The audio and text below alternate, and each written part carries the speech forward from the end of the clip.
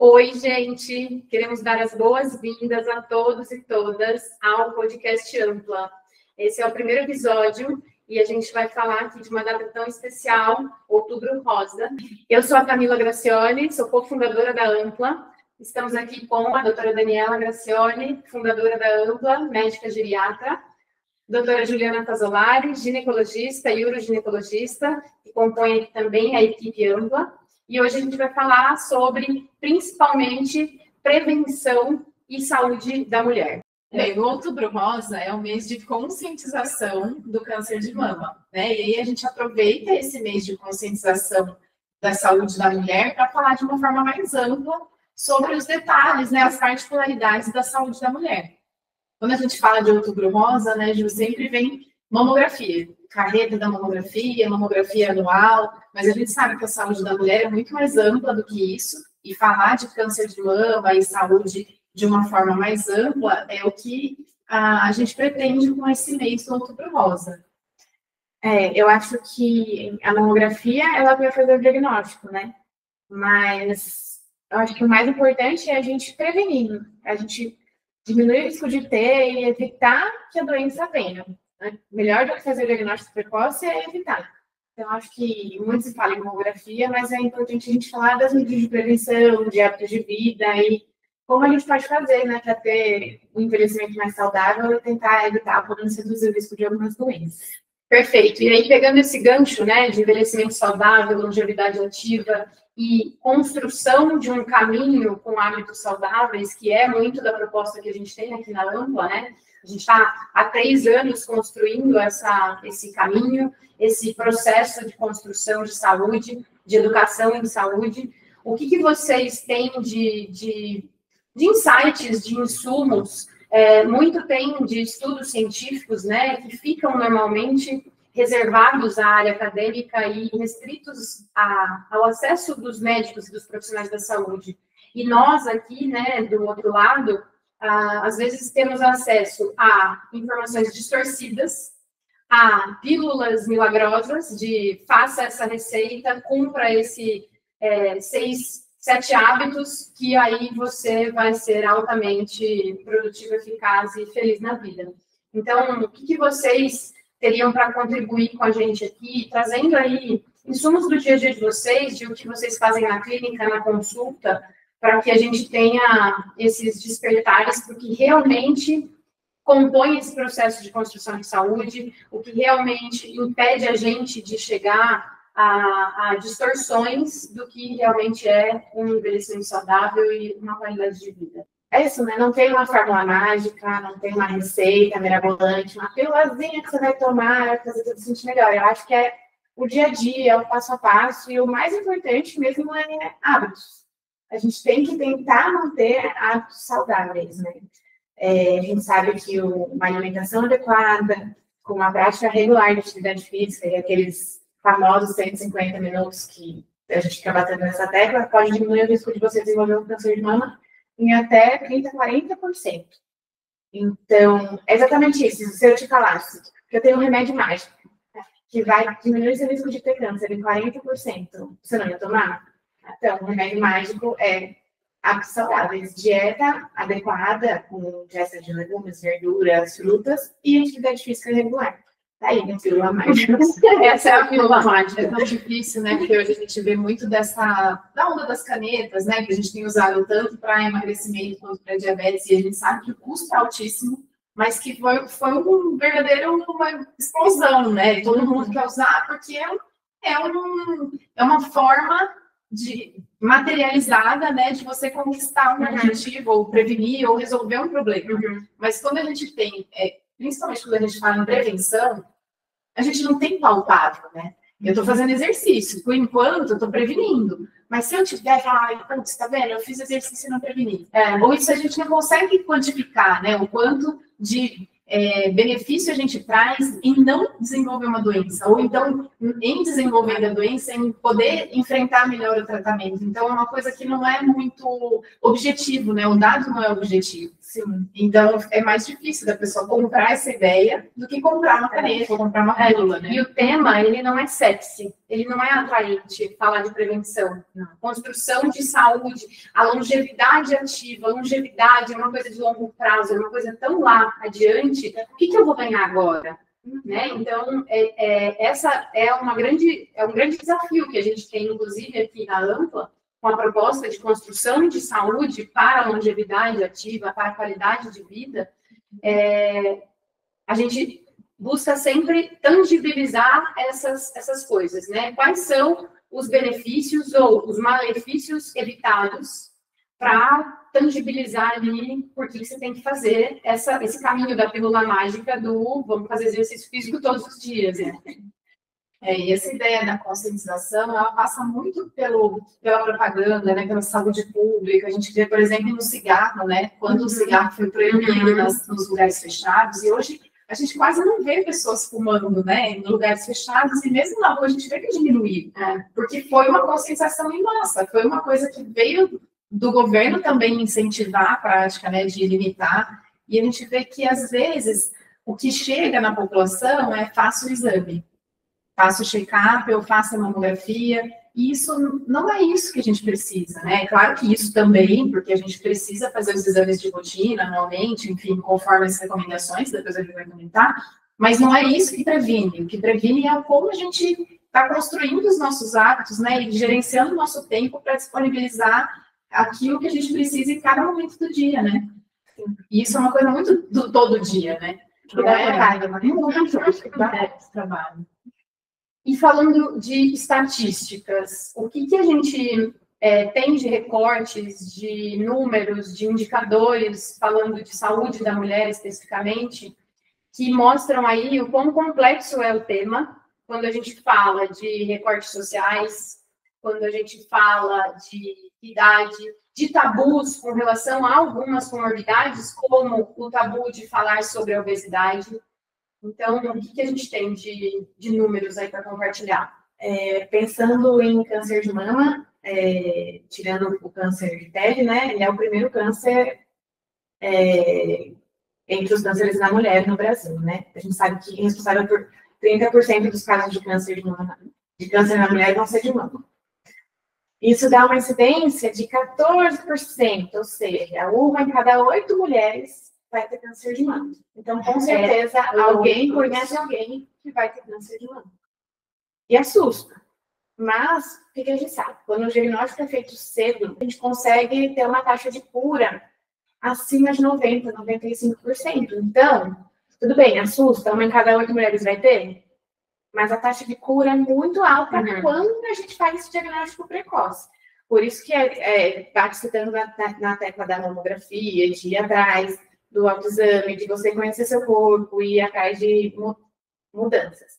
E a gente não precisa escolher uma coisa ou outra, né? Precisa construir hábitos de saúde, repertório de construção de qualidade de vida e fazer ir atrás do acompanhamento, além da prevenção e diagnóstico precoce. E aí que a gente tem, que aí que entra a parte dos recortes sociais, né? A mamografia é preconizada pela Sociedade Brasileira de Mastologia, ser iniciado o rastreio com 40 anos e ser feito anualmente até os 74 anos. O Ministério da Saúde, por uma questão de saúde pública, de você não conseguir dar esse exame tanto para todo mundo, até ano passado, até o começo do ano, a partir dos 50 anos, agora acabou de mudar. Agora acabou de mudar a recomendação a partir dos 40 anos, bienal. Mas qual é a questão? A partir dos 50, a partir dos 40, os dados mostraram que nos últimos anos a taxa de adesão ao exame foi de 36%. Nossa. Então, todo mundo que deveria fazer, quando o rastreio já começava aos 50 anos, 1/3 está fazendo. E quando a gente pega ainda mais, então, essa população que vai no SUS, a gente pode dizer que é uma população que está socialmente um pouco mais vulnerável, né? Então, essa população que está vulnerável já não está fazendo o exame na forma que precisa. E quando a gente olha o recorte ainda mais, quando a gente pega a população negra, gente, as mulheres negras tem uma mortalidade 38% a mais do que as mulheres brancas. E sendo que a incidência é 5% a menos. Gente, elas têm menos de câncer e morrem mais por isso. E elas também têm 10% a menos de chance de fazer o diagnóstico em fase inicial. É por isso que elas morrem mais. Por que elas morrem mais? Porque, infelizmente, a gente está numa população que está vulnerável, que tem menos acesso à saúde, e aí acaba demorando mais para perceber mudanças, acaba demorando mais para fazer o rastreio, faz diagnóstico tardio, morre mais. Caraca. Para a gente ver que a gente oferece pouco, né? Já oferecia acima da margem que era recomendada pela sociedade brasileira, né? E ainda assim a gente não consegue atingir as pessoas. Então a gente está falando de uma coisa assim muito delicada, né? A gente não consegue atingir nem para quem oferece. E aqui a gente está prezando por um cuidado que é além desse cuidado que as pessoas já não acessam. Né? Então é muito. E não dá para culpar a mulher e falar, você não está indo. É mil fatores que eu vou fazer que ela não consiga chegar lá. Não consiga chegar lá, não consegue sair do trabalho, tem que cuidar do filho, tem que cuidar da mãe, tem que cuidar de alguém, não consegue deixar em casa para ir, e aí não consegue chegar no posto, quando chega no posto, é enorme. Então não é falta de cuidado da pessoa, é aonde essa pessoa está inserida. E o quanto que a gente também, como sociedade, favorece para que esse cuidado seja feito precocemente, né? O quanto que o patrão vai lá autorizar a funcionária a sair mais cedo, ou porque ela vai ficar o dia inteiro na fila da mamografia, né? Então, que tipo de acesso a gente oferece, né? É bem mais do que oferecer o exame na idade correta, né? É bem mais. E a saúde da mulher e a saúde, a educação em saúde de uma forma geral é cultural, né? Como a gente está compondo aqui. Não é uma questão de individual tomada de decisão, vou me cuidar, vou fazer a prevenção. Então, esbarra muito numa questão de escolhas individuais para a construção de hábitos, mas com uma tangente absoluta em políticas públicas, em cultura social no Brasil. Fazer atividade física quando tem tempo. Você fala, tem que fazer atividade física, tem 50 minutos por semana, ela olha para você dar risada. Vou deixar meus filhos com quem? Quem vai fazer a janta, quem vai limpar a casa, quem vai trabalhar, eu preciso, né? Cuidar da mãe, vai cuidar do filho, né? E aí, independe do recorte social. Tem uma potencialização do recorte social, mas aí é uma questão de gênero mesmo, né? Sim. A mulher, hoje, tem pesquisas que mostram que a gente gasta mais que o dobro no terceiro turno, né? Nos cuidados com a família. Que é o que a gente estava comentando aqui. A mulher, ela normalmente é educada a servir. Então, vem aqui outro tema, né? De que, ok, então decidi que vou me cuidar, vou construir bons hábitos, vou adotar medidas preventivas e vou me priorizar. Putz, mas quem ajuda? E será que eu mereço mesmo dedicar esse tempo para mim? Eu tenho tanta coisa para fazer, eu tenho gente para cuidar, eu tenho os pais para cuidar, meus pais estão envelhecendo, meus filhos estão crescendo, eu preciso fazer a família funcionar, a organização de viagem, escola, até falando de classes sociais mais vulnerabilizadas e classes sociais mais elitizadas, a gente tem a mulher nessa figura de orquestradora de todos os pianinhos ali. E aí a gente vê a fragilidade, de novo, da questão emocional nesse cuidado. E que a questão emocional também acompanha todos os nossos dilemas, né? E aí a gente sente culpa de se cuidar, sente culpa de ter um hobby, sente culpa de gastar tempo fazendo exercício físico, você tem tanta coisa para resolver. E aí, né? Um pouco de fragilidade. Enfim, e aí tem o tema de como é que a gente, então, constrói esses hábitos. Por onde que a gente começa? Tem padrões recomendados de quais prevenções eu posso, quais medidas preventivas eu tomo, quais hábitos eu posso construir de maneira mais fácil, sem custos, sem tanta loucura e culpa. O que eu acho que acaba que o primeiro passo mesmo é o conhecimento, né? A pessoa ter acesso à importância disso e desses dados também que a gente trouxe. 40% de redução de risco é muita coisa. Ninguém, nenhuma pílula, nada vai fazer isso, né? Então, é muito poderoso você acreditar que 40% você vai diminuir 40% o risco se você fizer exercício. E só depende de você. Só depende de você. Claro, é muito exercício, mas se você entende que isso é um dado e é real, você coloca isso de uma outra forma, né? Então, eu não sei quanto da população sabe desse dado. Assim, né? Então, a primeira coisa é isso, 40%. Agora, tá, eu tenho que fazer exercício. Eu acho que, então, aí é uma questão de organização. Né? Tudo é uma questão de organização e priorização. Então, você tem que colocar isso na sua agenda. E realmente, eu entendo que muita gente não tem essa meia hora por dia, né? Eu também, às vezes, não tenho. Mas a gente tem que tentar colocar na agenda e cumprir esse horário. Né? Então, eu vou acordar meia hora mais cedo, eu vou dormir meia hora mais tarde, ou então, no fim de semana, eu vou aproveitar e vou fazer um tempo a mais de exercício. Né? A gente tem que dar um jeito de caber esse exercício dentro da semana. E aí, de novo, volta para os recortes sociais, né? Porque quando a gente fala da gente, a gente consegue falar, não, ao invés de dormir meia hora, estudar meia hora, dar um gás no trabalho meia hora, eu vou fazer exercício físico. Mais caricatamente, né? Mas ao invés de ficar nas redes sociais meia hora, eu vou sair para caminhar na rua meia hora. Mas aí, óbvio que a gente tem a particularidade das populações mais vulnerabilizadas que não tem manobra na agenda, não cabe o exercício. E aí é uma questão de saúde pública, né? Porque é dignidade. Para evitar doenças crônicas, que é uma questão de saúde pública também, porque a gente tem custos envolvidos de orçamento, a gente precisa dar essa possibilidade para as pessoas, né? E elas não estão conseguindo orquestrar isso na vida delas. Então, a gente está falando de atividade física, né? Então, puxando também, óbvio que na atividade física que vai resolver o problema da obesidade, mas a obesidade é, infelizmente, um problema de saúde pública, né? Você está num estado, a obesidade, ela aumenta o risco de várias doenças, ela deixa o corpo num estado inflamatório, diminui a resposta. E a gente sabe que quando recebe o diagnóstico de câncer de mama, se a pessoa for obesa, ela tem 30% de risco maior de recidivar depois do tratamento.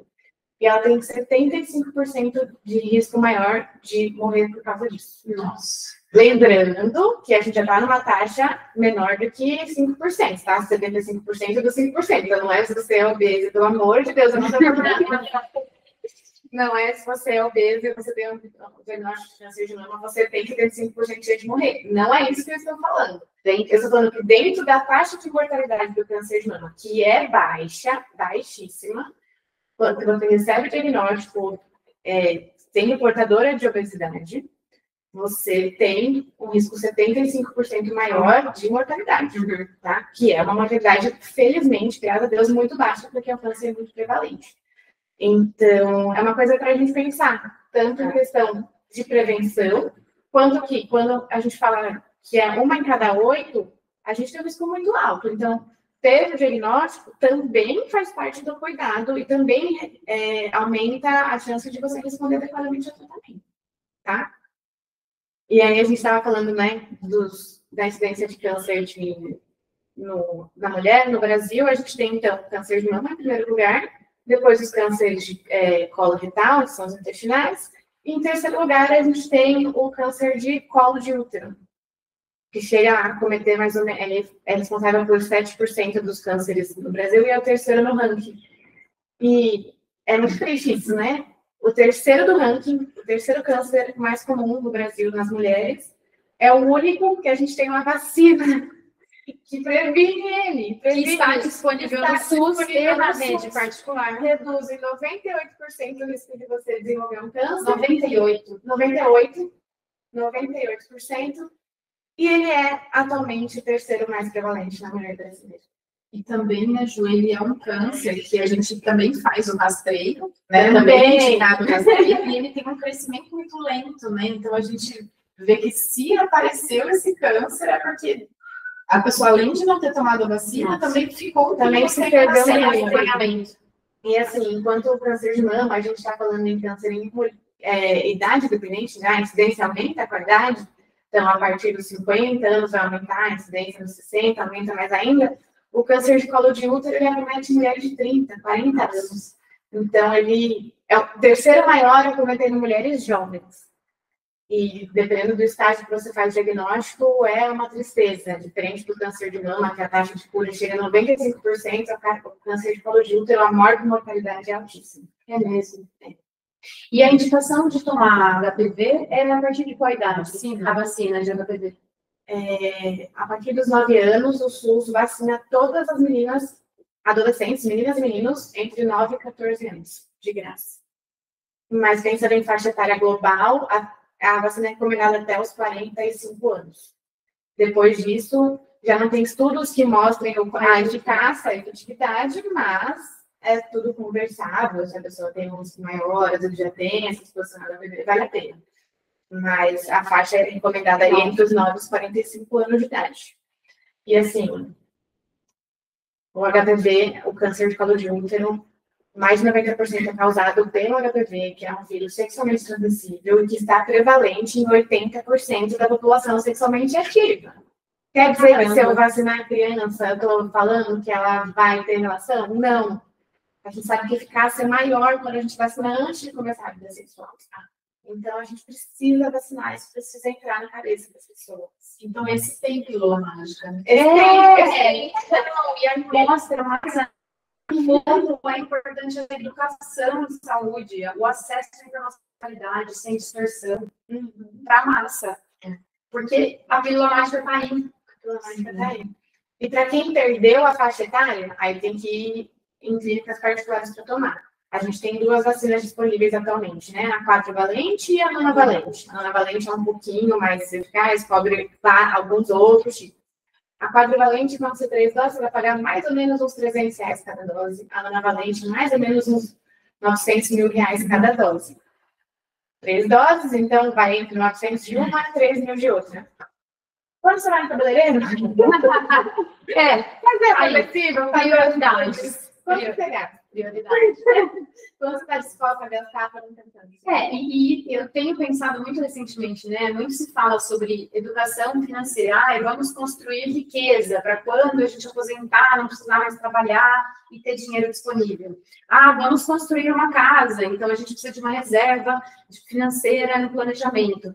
Tá, e quando é que a gente vai investir em construir a saúde que a gente vai precisar ter para desfrutar de tudo isso? Exatamente. A gente esqueceu desse ponto, porque a construção de longo prazo para todas as dimensões da nossa saúde, relacionamento. Eu quero ter um relacionamento super saudável com os meus pais, com os meus filhos, com a minha parceria lá na frente. O que você está fazendo hoje para ter essa relação saudável? Mesma coisa para a saúde. E no recorte da saúde da mulher, a gente precisa falar disso, que eu vou precisar olhar para questões de peso, obesidade e hábitos alimentares. Exercício físico, vou me virar para enfiar o tempo de exercício físico, e pílulas mágicas e de vacinação também tem que estar em dia. E acompanhamento médico especializado. Sim. Porque aí a gente entra também nessa seara de que eu preciso de fontes confiáveis de direcionamento e tratamento, né? Não posso ficar ouvindo minha amiga só falar, faz isso que é ótimo. Eu tenho que ir numa ginecologista, eu tenho que ir numa clínica médica, numa geriatra, para eu olhar para a saúde, né? E hoje, no mundo que a gente vive, a gente tem muito acesso a muita informação, né? Então, é bom que a gente busque de informações de fontes confiáveis.